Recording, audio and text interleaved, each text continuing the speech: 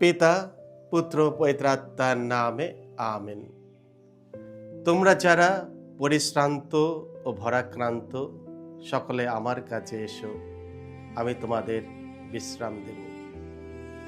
খ্রিস্টতে আমার পরম প্রিয়জনেরা, আজকের ধর্মীয় রবিবাসরীয় দিনে ডেলি মান্না ঈশ্বরের বাণী প্রতিদিনে আমাদের ঈশ্বরের ভালোবাসার এক নতুন সুন্দর ছবি দেখতে পাই।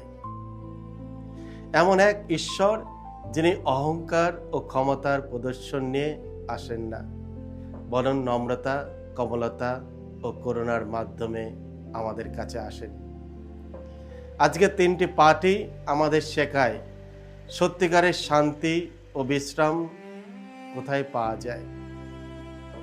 পৃথিবী আমাদের সুখের প্রতিশ্রুতি দেয় ধন, সম্পদ, সাফল্য, সম্মান ও ক্ষমতার মাধ্যমে, কিন্তু যিশু আমাদের দেখান যে মানুষের হৃদয়ের গভীরতম শান্তি একমাত্র ঈশ্বরের মাধ্যমেই পাওয়া যায়।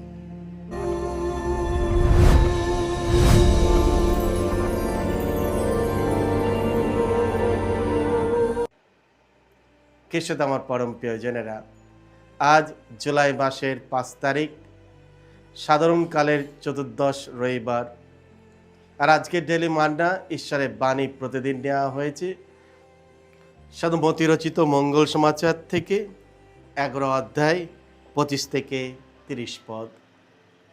এসে আমরা ভক্তিভাবে আজকের এই বাণীটি শুনি। যিশু একদিন এই কথা বললেন, হে পিতা, হে স্বর্গমর্তের প্রভু, আমি তোমার বন্দনা করি, কারণ স্বর্গরাজ্যের এই সমস্ত কথা তুমি জ্ঞানী ও বুদ্ধিমান লোকদের কাছে গোপন রেখেছ আর প্রকাশ করেছ নিতান্ত শিশুদেরই কাছে। হ্যাঁ পিতা, এই তুমি চেয়েছিলে, এতেই ছিল তোমার আনন্দ। যিশু বলে চললেন, আমার পিতা আমারই হাতে সমস্ত কিছু তুলে দিয়েছেন। পিতা ছাড়া আর কেউ পুত্রকে জানে না, আবার পিতাকেও কেউ জানে না শুধু পুত্র ছাড়া, আর পুত্র নিজেই যাদের কাছে পিতাকে প্রকাশ করতে চায় তারা ছাড়া। তোমরা শান্ত যারা, বোঝার ভারে ক্লান্ত যারা, তোমরা সকলেই আমার কাছে এসো, আমি তোমাদের আরাম দেব। তোমরা কাঁধে তুলে নাও আমারই জোয়াল, আমারই শিষ্য হও তোমরা, কারণ আমি যে কোমল বিনম্র হৃদয়, আমি দেখো পাবে তোমরা প্রাণের আরাম। কেননা জোয়াল আমার সুবহ, বোঝাও আমার লঘুভার। এই হলো প্রভু যিশুর মঙ্গল সমাচার। প্রভু যিশু তোমার মহিমা প্রচারিত হোক। শান্তি প্রদানকারী নম্র রাজা। খ্রিস্টতে আমার পরম প্রিয়জনেরা, আজকের প্রথম পাঠটি নেওয়া হয়েছে প্রবক্তা জাকারিয়ার বাণী গ্রন্থ থেকে 9 অধ্যায় 9 থেকে 10 পদ।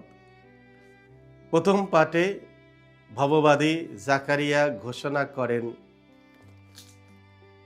হে সিয়ন কন্যা, আনন্দে মেতে ওঠো, ওগো জেরুসালেম কন্যা, আকাশে বাতাসে তল জয়ধ্বনি। ওই দেখো তোমার কাছে আসছেন তোমার রাজা, ধর্মময় তিনি, মহাবিজয়ী তিনি।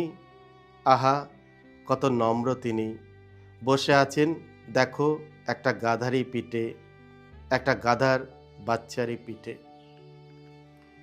এই দৃশ্যটি খুবই আশ্চর্যজনক।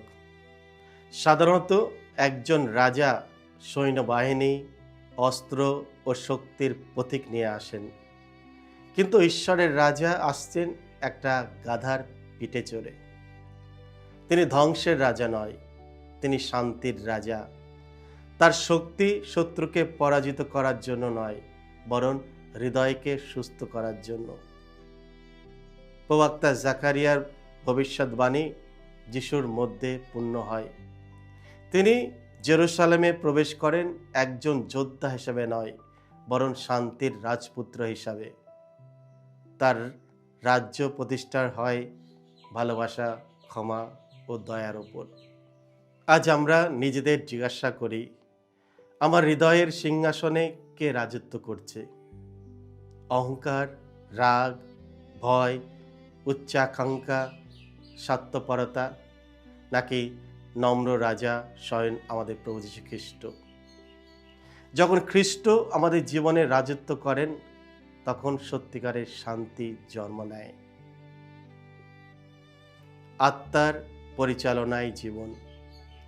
আজকে দ্বিতীয় পাঠটি নেওয়া হয়েছে রোমীয়দের কাছে সাধু পলের পত্র থেকে 8 অধ্যায় 9 এবং 11 থেকে 13 পদ। সাধু পল আমাদের স্মরণ করে দেয় যে খ্রিস্টীয় জীবন দেহের আকাঙ্ক্ষায় অনুযায়ী নয়, বরং ঈশ্বরের আত্মায় পরিচালনায় বাঁচতে হয়। যার মধ্যে খ্রিস্টের আত্মা নেই, সে তার নয়। পবিত্র আত্মা আমাদের নতুন জীবন দান করেন। তিনি আমাদের হৃদয় পরিবর্তন করেন এবং পাপের শক্তিকে ভয় করার ক্ষমতা দেন। অনেক সময় আমরা নিজেরাই নিজেদের ভারাক্রান্ত করি। অশান্তি, অপরাধবোধ, ক্ষোভ, অতিরিক্ত চিন্তা ও ভুল আকাঙ্ক্ষার মাধ্যমে। কিন্তু সাধু পল বলেন, আত্মার শক্তিতে আমরা পুরানো জীবন পরিত্যাগ করে নতুন জীবনে চলতে পারি। প্রশ্ন শুধু এই নয় যে আমি যিশুকে কতটা বিশ্বাস করি, বরং গভীর প্রশ্ন হলো, যিশুর আত্মা কি আমার চিন্তা, সিদ্ধান্ত ও কাজকে পরিচালনা করছে? যে ব্যক্তি আত্মায় পূর্ণ, তার জীবনে যিশুর হৃদয়ের প্রতিফলন দেখা যায়, ভালোবাসা, ক্ষমা, ধৈর্য ও নম্রতার মাধ্যমে। যিশুর আহ্বান, আমার কাছে এসো। খ্রিস্ট আমার পরম প্রিয়জনেরা, আজকের পবিত্র মঙ্গল সমাচারে আমরা যিশুর হৃদয় স্পর্শী এক আমন্ত্রণ শুনতে পাই। তোমরা শান্ত যারা, বোঝার ভারে ক্লান্ত যারা, তোমরা সকলেই আমার কাছে এসো, আমি তোমাদের আরাম দেব।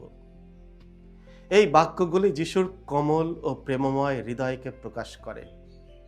তিনি শুধুমাত্র নিখুঁত, শক্তিশালী বা যাদের জীবনে কোনো সমস্যা নেই তাদের ডাকেন না। তিনি ডাকেন সকলকেই, যারা ক্লান্ত, আহত, চিন্তিত, দুঃখী এবং জীবনের ভার বহন করছে। যিশু মানুষের হৃদয়কে জানেন। তিনি আমাদের গোপন কষ্ট, ভয়, ব্যর্থতা এবং সেই সব সংগ্রাম জানেন যা আমরা অনেক সময় কারো কাছে প্রকাশ করি না।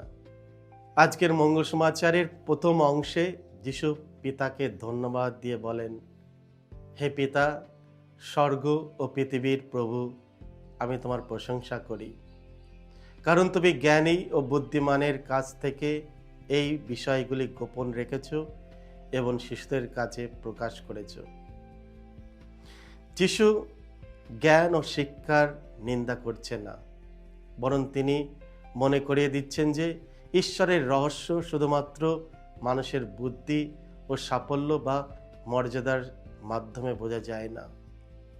ঈশ্বরের রাজ্য প্রকাশিত হয় সেই হৃদয়ের কাছে যে হৃদয় বিনয়ী এবং ঈশ্বরের প্রতি উন্মুক্ত। অহংকারী হৃদয় বলে, আমি সব কিছু নিজেই করতে পারি, কিন্তু বিনয়ী হৃদয় বলে, প্রভু, তোমাকে ছাড়া আমি দুর্বল।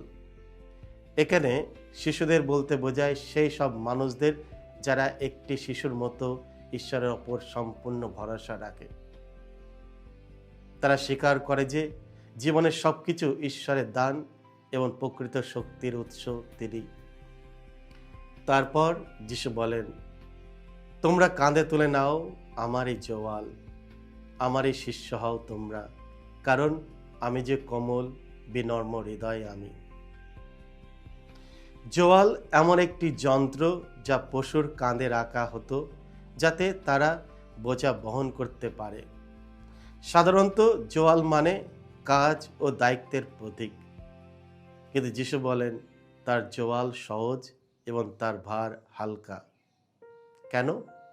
কারণ যখন আমরা জীবনের বোঝা একা বহন করি, তখন ছোট সমস্যাও অনেক বড় হয়ে যায়।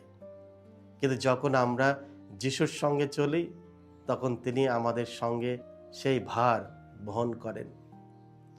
যিশু আমাদের প্রতিশ্রুতি দেন না যে জীবনের কোনো কষ্ট থাকবে না, কিন্তু তিনি প্রতিশ্রুতি দেন কষ্টের মধ্যেও তিনি আমাদের সঙ্গে থাকবেন। সেটা আমার পরম প্রিয়জনেরা, আজ অনেক মানুষ রয়েছে যারা অদৃশ্য অনেক বোঝা বহন করছে। ভবিষ্যৎ নিয়ে উদ্যোগের বোঝা, অতীতের ভুলের অপরাধ বোধের বোঝা, একাকিত্বের বোঝা, অন্যের প্রত্যাশার চাপ, পাপ ও দুর্বলতার বোঝা। যিশু বলেন না, প্রথমে তোমরা বোঝা সরিয়ে ফেলো, তারপর আমার কাছে এসো। তিনি বলেন, তোমরা বোঝা নিয়েই আমার কাছে এসো।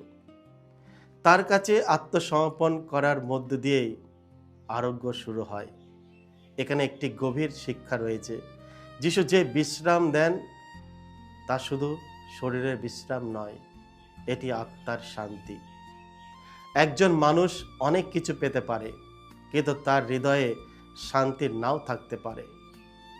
প্রকৃত বিশ্রাম আসে যখন আমাদের হৃদয় ঈশ্বরের সঙ্গে যুক্ত হয়। আজ যিশু আমাদের জিজ্ঞাসা করছেন, আমরা কোন বোঝা একা বহন করছি? কোন বিষয় আমাদের সম্পূর্ণভাবে ঈশ্বরের ওপর বিশ্বাস রাখতে বাধা দিচ্ছে? আমরা কি সবকিছু নিজের নিয়ন্ত্রণে রাখতে চাই, নাকি ঈশ্বরকে আমাদের পথ দেখতে দিচ্ছি? আসুন আমরা আমাদের চিন্তা, ভয়, পাপ এবং জীবনের সমস্ত সংগ্রাম যিশুর পায়ে সমর্পণ করি এবং তার কোমল ও বিনয়ী হৃদয় থেকে শিক্ষা গ্রহণ করি, কারণ যিশুর হৃদয় সর্বদা আমাদের জন্য উন্মুক্ত। তার আমন্ত্রণ আজও একই, তোমরা আমার কাছে এসো, আমি তোমাদের আরাম দেব। আমেন। সকলকে জয় যিশু। ঈশ্বর আপনাদের সকলকে আশীর্বাদ করুন।